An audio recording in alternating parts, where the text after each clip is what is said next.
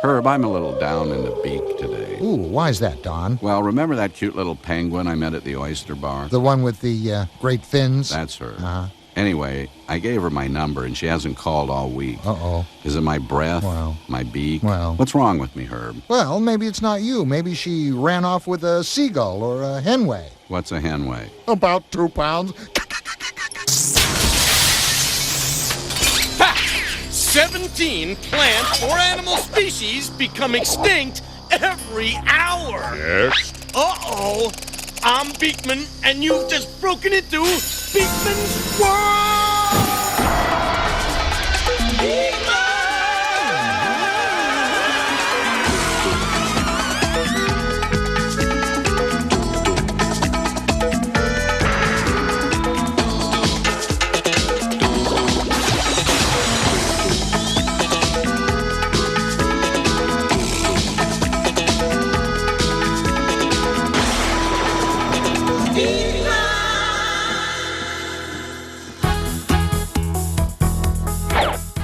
Exercise the old brain, Phoebe. Bench press me a letter, please. Here's a weighty one, Beakman. Max Michelson of Pittsburgh, Pennsylvania, wants to know about catalytic converters. Oh, that's a guy who decides he doesn't want to be a Methodist anymore, so he converts and becomes a Catholic. Phoebe?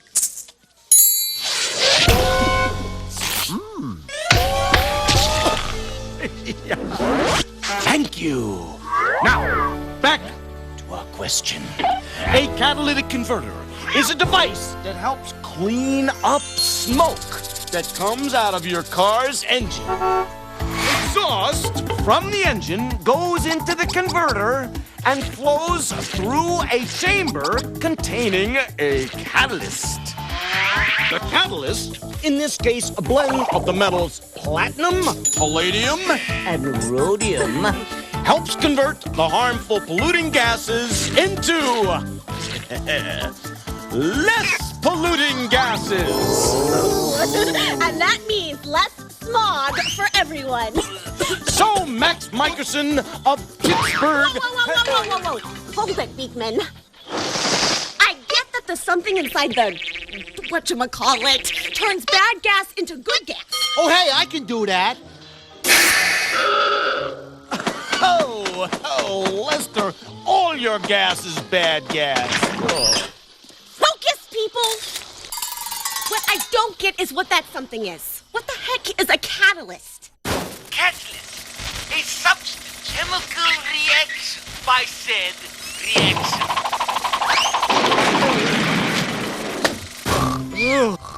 What the old Snornado is trying to say is that catalysts are just things that cause chemicals to change really quickly without the catalysts changing themselves. And Beak, baby, don't you ever change. Beakman! This really calls for a for instance. Then for ins, this.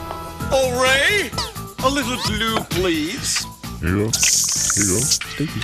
Now I press them together, and they don't stick together. Why?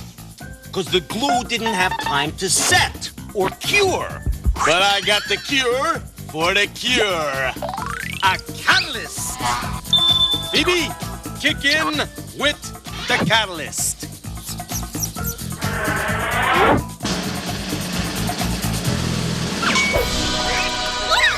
Wow! So, the catalyst changed the glue and made it set instantly. Abso-stickin'-lutely. One, for instance, down. For the second one, look into my mouth. These catalysts that work in my mouth are called enzymes. They're helping to break down the food I eat so my body can use it. In my stomach, a new team of enzymes is on the job, breaking the food down even further. In fact, there are lots of enzymes all over everybody's body, speeding up all kinds of chemical reactions that help keep us alive. This stuff is 30% hydrogen peroxide. It's a lot stronger than what you can buy at the store, but just like the drugstore version, it doesn't stay hydrogen peroxide very long. It turns into oxygen and water. Look, some chemical reactions can be like a traffic jam. Eventually, all the cars will get where they're going, but it's going to take a long time. Unless we use a catalyst to get things moving. Then the road is wide open. Oh, but what can you do to get this hydrogen peroxide into the fast lane? Why, add a catalyst. In this case, saturated potassium iodide solution. Oh, great! Faster bubbling bubbles. I had hoped you would save that for our Christmas special. I'm not just talking fast bubbles. I'm talking super fast bubbles. First, I'm gonna add a little soap to our hydrogen peroxide so you can see the reaction better. And now, Phoebe, my consistent assistant, will add the catalyst. Adding!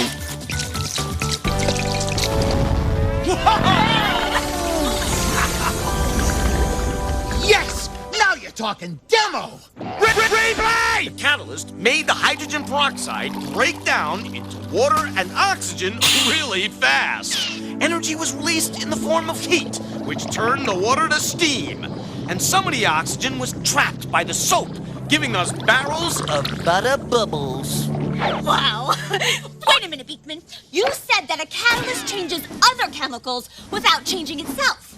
How do we know that the saturated potassium, whatever it is, didn't change? Ooh, great question, Phoebe. And instead of answering it with words, I will answer it with science.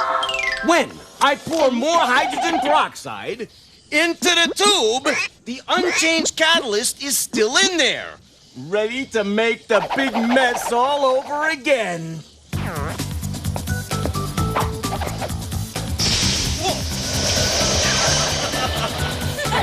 So, Max Michelson of Pittsburgh, PA, your car's catalytic converter changes stinky gases into less stinky gases without changing itself.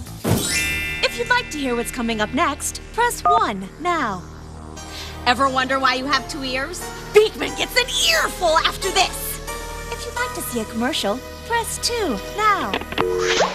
Beakman's World will be right back. And now, back to Beakman's World. Sing a song of sixpence. It's time to thwack your thinking.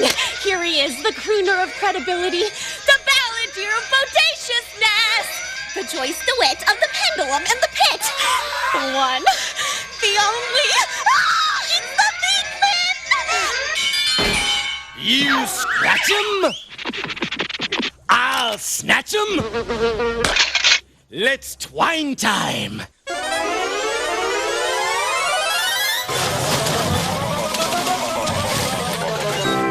Turn your head and cough. Question. Linda LaRouche of Brooklyn, New York asks, how much air do our lungs hold? A very erudite query, Linda. Answer. An adult's lungs can hold almost a gallon of air. And in the case of some politicians, most of that air is hot. Oh, hard-hitting political commentary, Beakman and the Iron Mask. But you know what they say. Opinions are like cold sores. Ooh, everybody has one. Question. What's the biggest leech in the world? This one.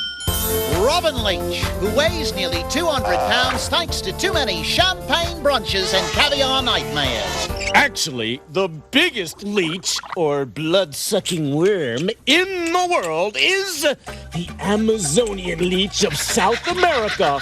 It's over a foot long. And just terrific with onions. Ooh!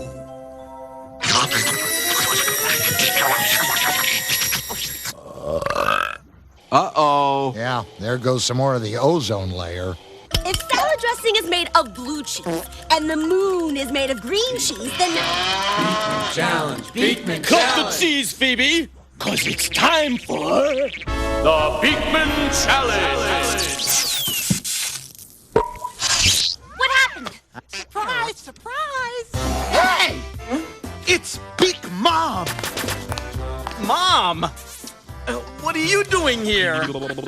Well, I'm not sitting around waiting for the phone to ring. Mr. Never calls, Mr. Never writes. Shame on you! Mom, it's really good to see you, but you know, we're right in the middle of the Beakman Challenge I here. know, and I thought since you forgot Mother's Day last year. Oh, shame! Shame on him! I thought you'd let me do it and call it the Big Mom Challenge. Well, Mom, you know, none of the other TV science guys let their moms do stuff. Well, I suppose if they all jumped over the Empire State Building. He would be glad to let you do the challenge, Beak Mom. Yeah, and tell you what, even though I really look forward to being humiliated in these challenges, I am willing to step aside and let your son take my place. Oh, you sweet.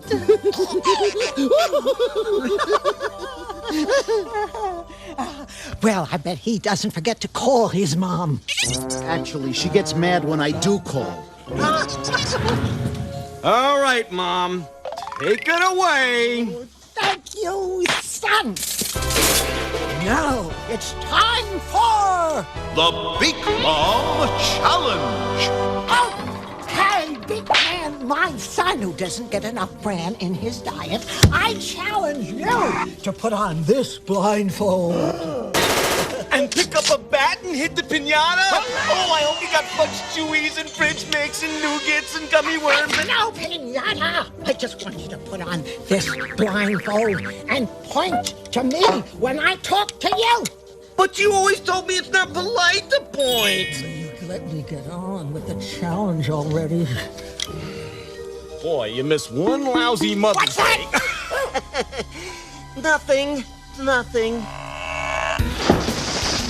Now, let's put on my patented Beak Mom phones.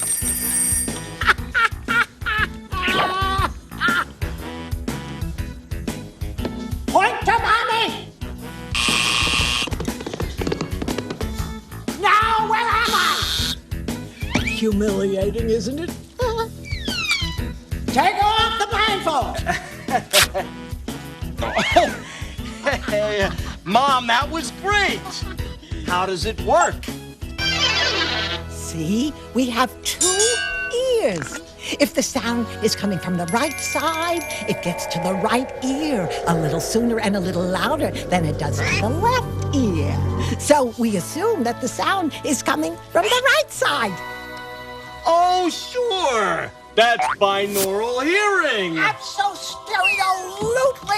The kid was fooled by my patented Beak Mom reversophones. See? The sound on the right side went through this hose to his left ear. And the sound on the left side went through this hose to his right ear. That tricked my brain into thinking the sound was coming from the wrong side. Bada bing, bada ball. Bada, don't forget to call. Coming up next, we not only say it, we spray it. Beakman clears the air on aerosols after this. So stay on your can and don't go away. Beakman's World must now take a beaker break. And now, back to Beakman's World. Oh, Phoebe, I'm constipated with curiosity. Pound out a question for me, please. Pounding. Here's one from Justin Forsyth-Fandetti of Cambridge, Mass. Justin writes, how do aerosol cans work? Ooh, aerosol cans. The pressure is on. Justin, your question came just in time. Aerosol, a system of colloidal particle solids dissolved in a liquid.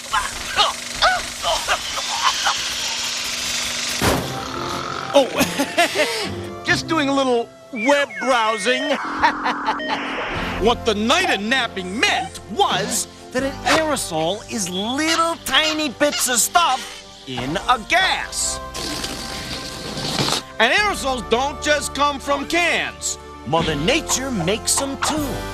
When an aerosol is little droplets of water floating in that gas we call air, it's a cloud. Closer to the ground, it's fog or mist. When it's tiny bits of ash from a fire or volcano, it's the aerosol we call smoke.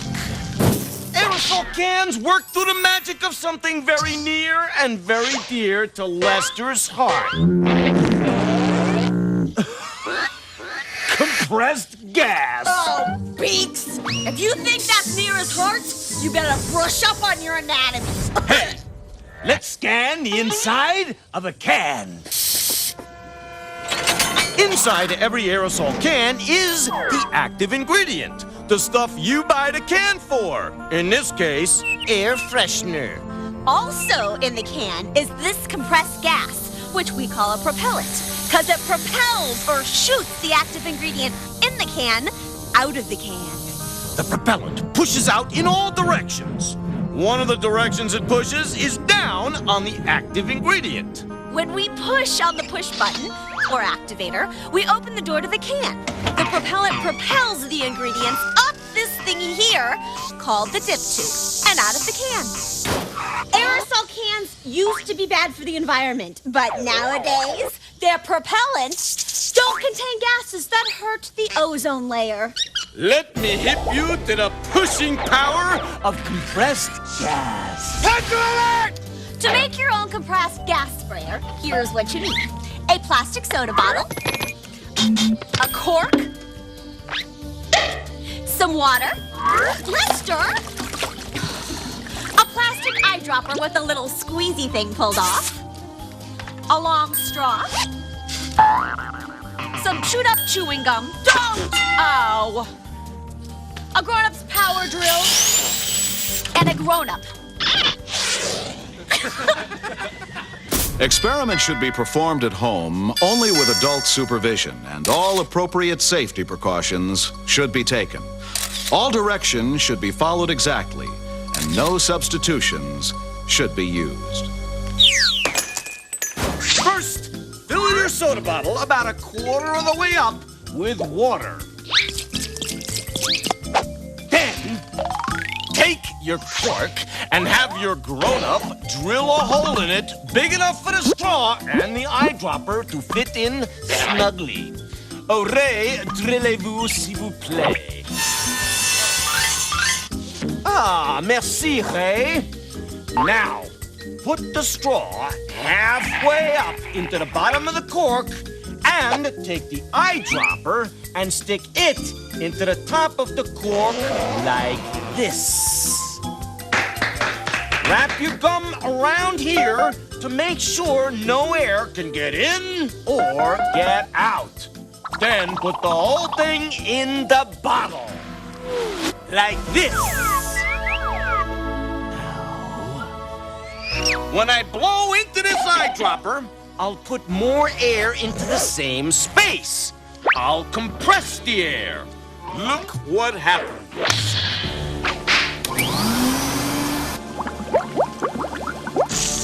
Whoa!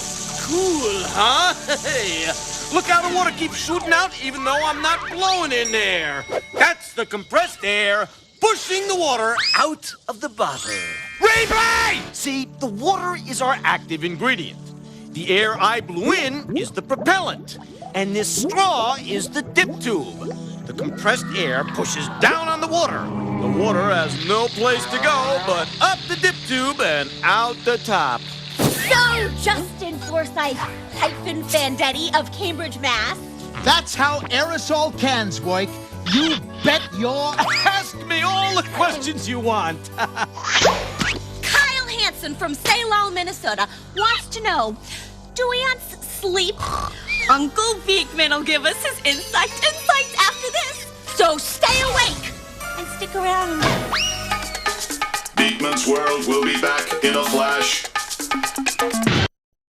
And now, back to Beakman's World. Do ants sleep? Oh, they sure do. My Aunt Lesterine sleeps 10, 12 hours a day, easy. That's not the kind of ants he meant, Lester. He was talking about tiny, annoying, six-legged creatures. Yeah? Entomologists, scientists who study insects, tell us that though they pause to rest from time to time, ants do not sleep.